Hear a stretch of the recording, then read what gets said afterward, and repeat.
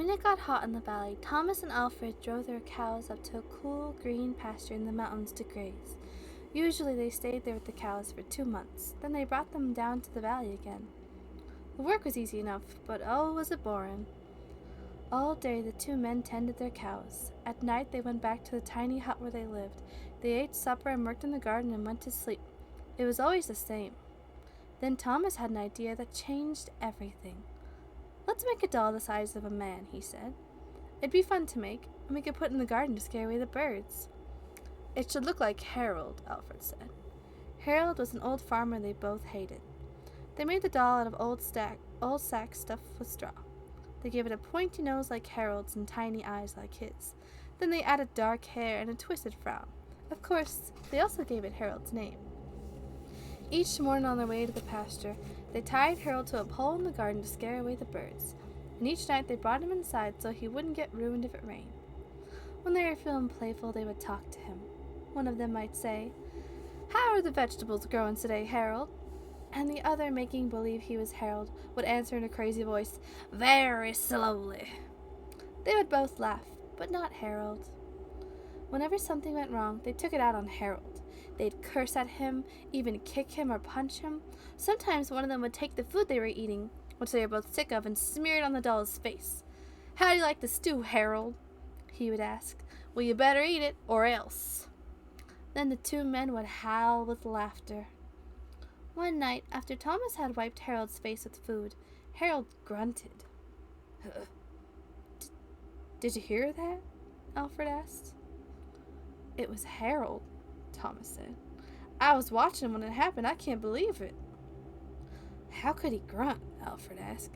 "He's just a sack of straw. It's not possible." "Let's throw him in the fire," said Thomas, "and that will be that." "Let's not do anything stupid," said Alfred. "We don't know what's going on. When we move the cows down, we'll leave him behind. For now, let's just keep an eye on him." So they left Harold sitting in the corner of the hut. They didn't talk to him or take him outside anymore. Now when the doll grunted, that was all.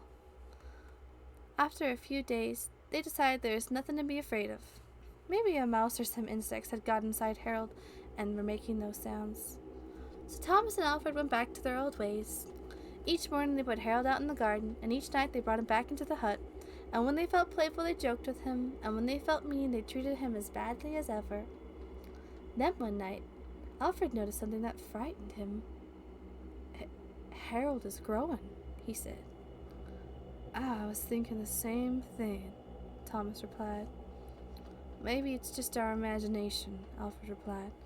"We have been up here in this mountain too long."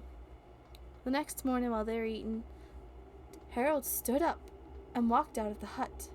He climbed up on the roof and trotted back and forth like a horse on its hind legs. All day and night long he trotted like that. In the morning, Harold climbed down and stood in a far corner of the pasture. The men had no idea what he would do next. They were afraid. They decided to take the cows down into the valley that same day. When they left, Harold was nowhere in sight. They felt as if they had escaped a great danger and began joking and singing. But when they had gone only a mile or two, they realized they'd forgotten to bring the milk stools. Neither one wanted to go back for them, but the stools would cost a lot to replace. "There really is nothing to be afraid of," they told one another. "After all, what could a doll do?" They drew straws to see which one would go back.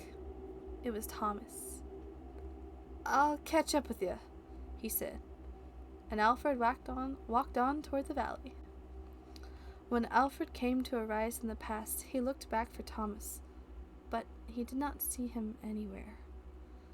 But he did see Harold. The doll was on the roof of the hut again, and as Alfred watched, Harold kneed and stretched out a bloody skin to dry in the sun. Be kind to your dolls, okay?